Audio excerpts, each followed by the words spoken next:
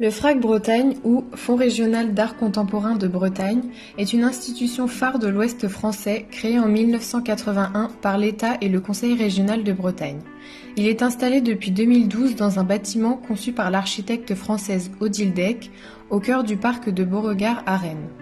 Les FRAC sont des institutions qui ont pour mission de diffuser auprès de nouveaux publics des collections publiques d'art contemporain, d'inventer des formes de sensibilisation à la création actuelle.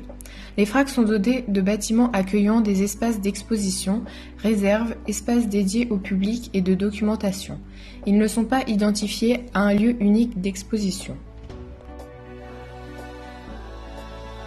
Nous allons étudier la façade sud qui se devait d'être silencieuse par rapport au monolithe d'Aurélie Nemours.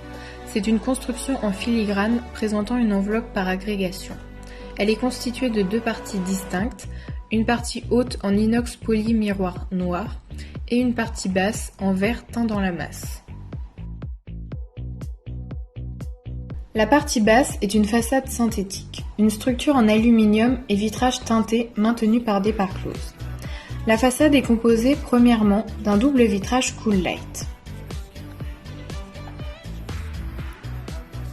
Des cales d'assises viennent s'installer entre les deux plaques de verre. Celles-ci sont maintenues à l'extérieur par une plaque à pression, recouverte elle-même par un couvercle à pression.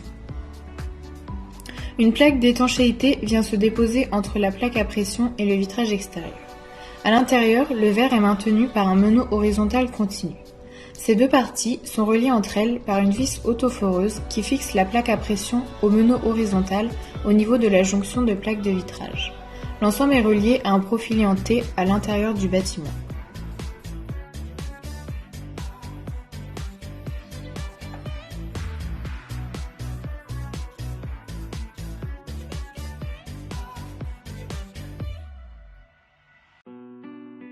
À l'intérieur, le meneau horizontal est donc fixé au profilé en T de 20 cm de large, lui-même soutenu par un poteau circulaire de 15 cm de diamètre descendant la charge au sol.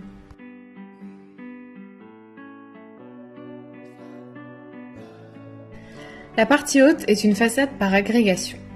À l'extérieur se présentent successivement les plaques d'inox traitées par impact et coloration électrochimique. Viennent ensuite des panneaux sandwich type monolaine composés de deux plaques d'acier à l'intérieur desquelles on trouve un isolant. Ceux-ci sont placés entre la structure treillis, composée d'IPN.